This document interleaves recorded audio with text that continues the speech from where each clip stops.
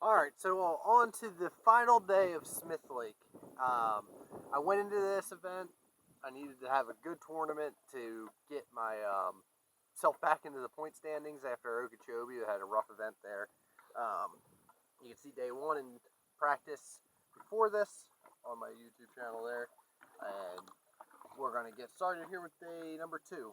So I was sitting in, like I said, I think the low 70s or so.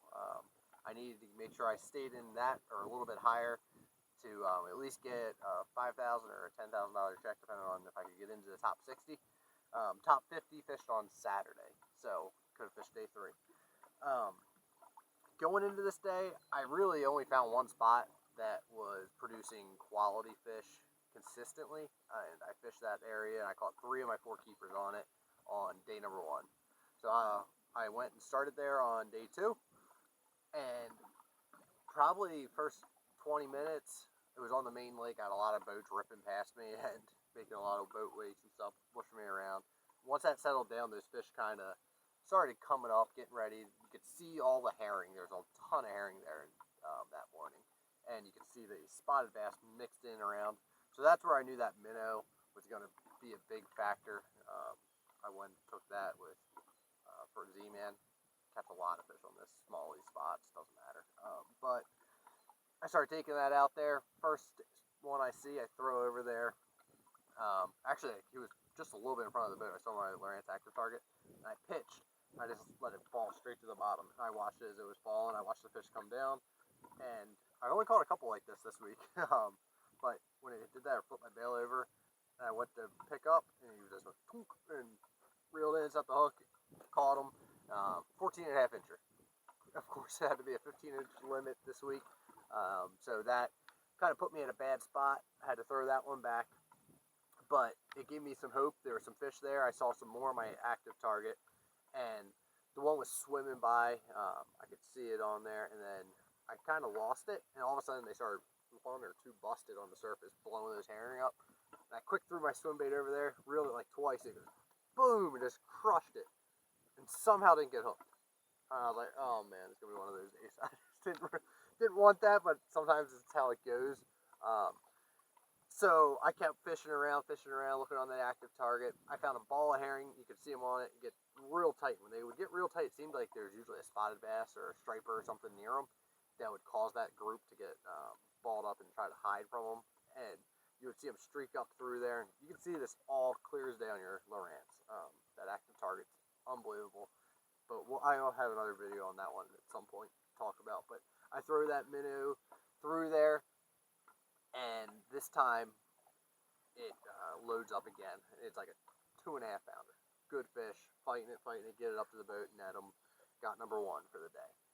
Feeling good. I was happy with that. It was still probably only, 45 minutes into the day. There were a lot of fish there, and as soon as I put that one in the box, another one blows up on the surface, and then I threw over there, didn't get that one, start looking around with the active target again, cast out, fishing it for this one, and I'm reeling it, and it just loads up, I reel into it, and all of a sudden it just started pull drag, and I'm like, oh, this is a good one, real good fish. Like, the pull drag on, I set it pretty tight on my rush spinning reel here. I crank it down, that way when I'm throwing that swim bait, I'm just crawling it, and then when they hit it, hook them, get that hook buried in there, and then I'll back it off and I let them peel line out until they get tired.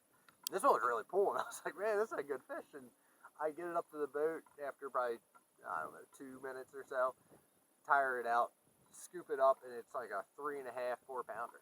Good spotted bass, like really good. I was super happy with that guy. It was probably 3.5. And this was all within the first probably hour or so of the morning. From there, I went and kind of just kept working around that area.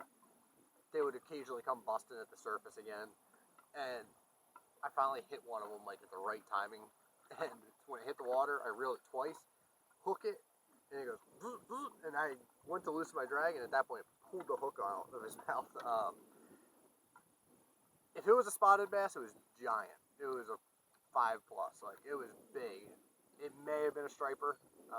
I had not caught a striper that week, but just how that thing hit and pulled, it was a mean fish.